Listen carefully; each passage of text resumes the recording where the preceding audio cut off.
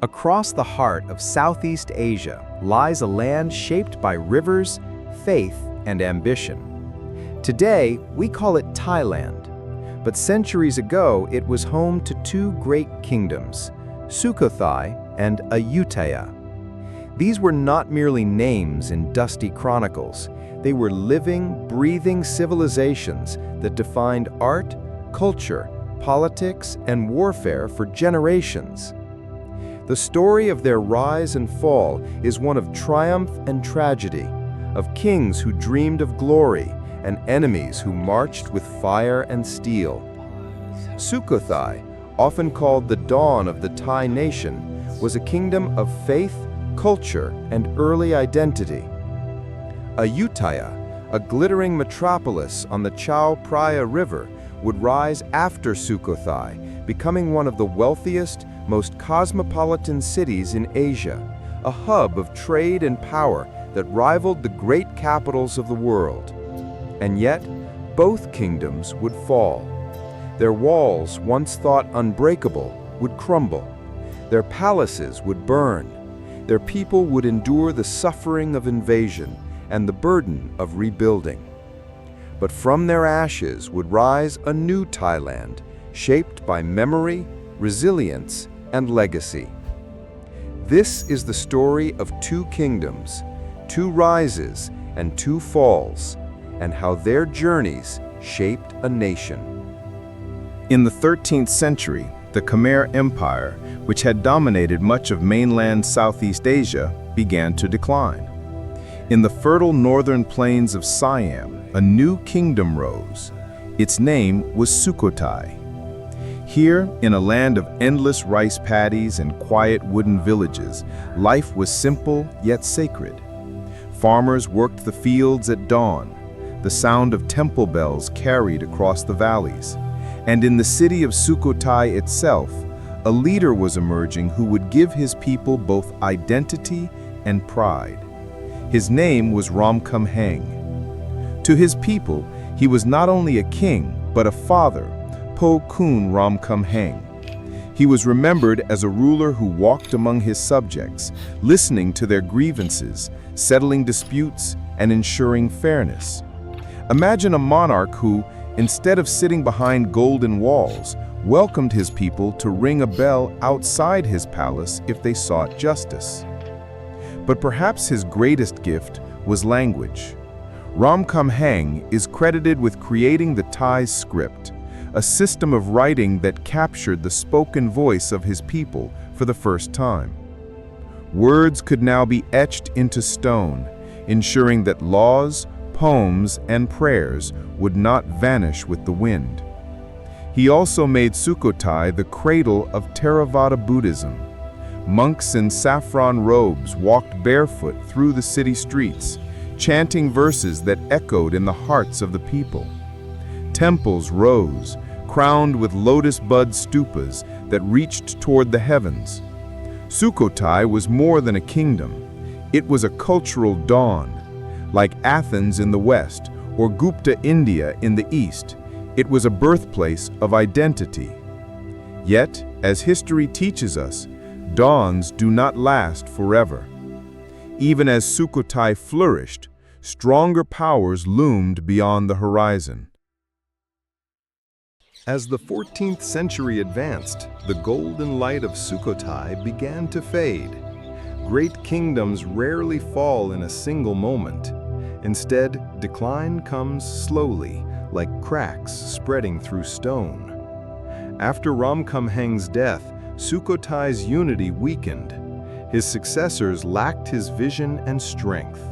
The once mighty kingdom splintered into smaller states, each ruled by princes with ambitions of their own. To the north, Lan Na rose in Chiang Mai.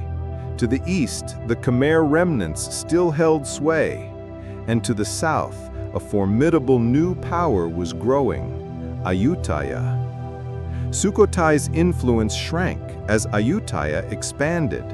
Tribute that once flowed into Sukhothai's coffers was now redirected. The city, though still sacred, became overshadowed. By the late 15th century, Sukhothai was no longer an independent power, but a vassal under Ayutthaya's authority. Its temples remained, its stone inscriptions endured, but its sovereignty was gone. The dawn had given way to a brighter and more dangerous sun rising in the south.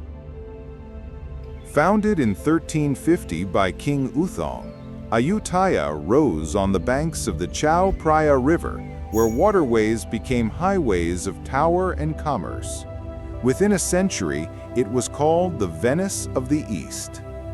Imagine a city of canals and golden spires, where palaces gleamed in the sun and marketplaces bustled with traders from Japan, China, India, Persia, and Europe. Portuguese, Dutch, and French envoys marveled at Ayutthaya's grandeur. Its population swelled to nearly 1 million, rivaling Paris, London, and Beijing. The kings of Ayutthaya were no ordinary rulers.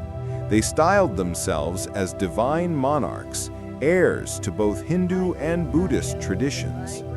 Their ceremonies blended cosmic symbolism with earthly power, elevating them above mortal men.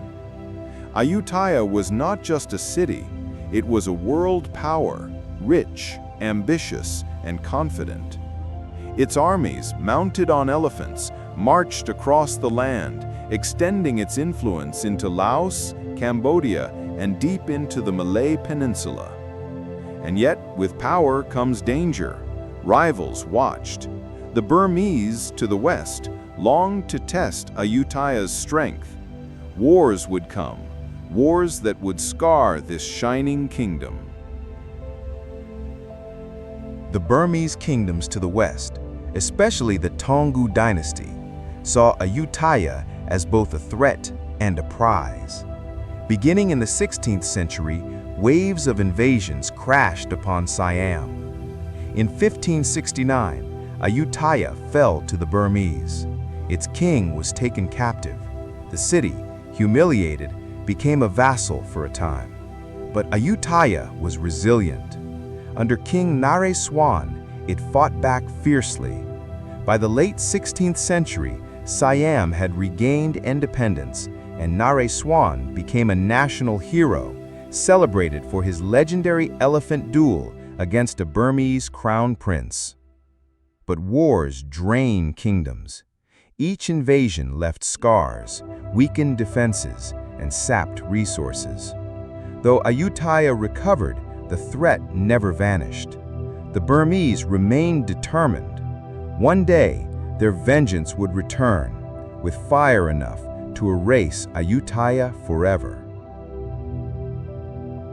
Despite war, Ayutthaya's golden age shone in the 17th century. Trade flourished. Dutch ships brought firearms and fabrics. Japanese mercenaries joined Siamese armies. Persian diplomats built mosques. French envoys walked in the palace of King Narai, marveling at its splendor. Ayutthaya was cosmopolitan, one of the world's first truly global cities. Its streets echoed with dozens of languages. Its temples gleamed with gold. Knowledge, religion, and art thrived side by side. Yet beneath the glitter lay tensions. Succession struggles, court intrigues, and religious rivalries simmered.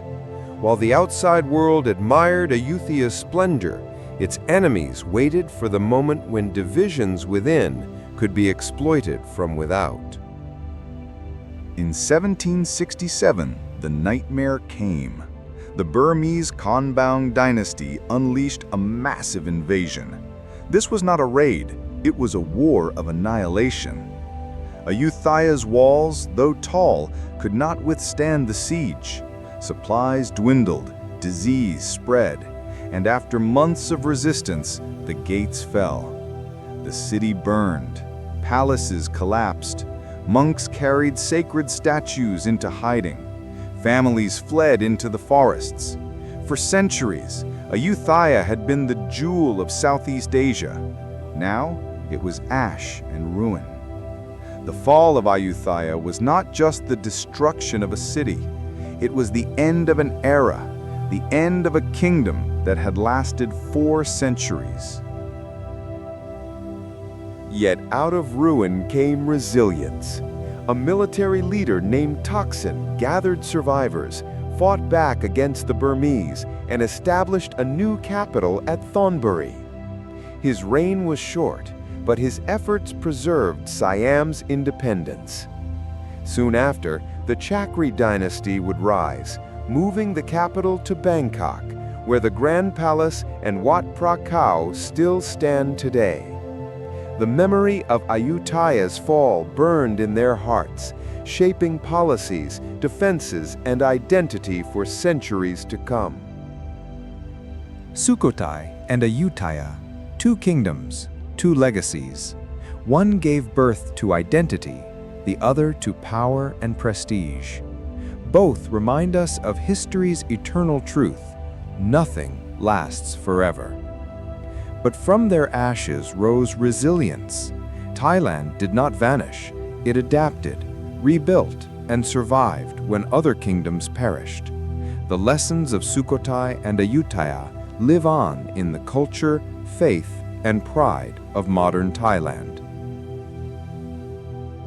The ruins of Sukhothai and Ayutthaya stand as silent witnesses, reminders of greatness, of tragedy, of endurance.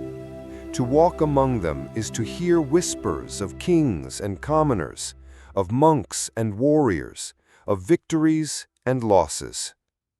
History is not only about what was lost, it is also about what was carried forward.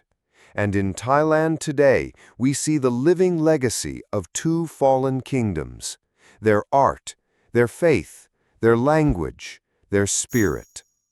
This is not just the story of ruins, it is the story of Siam.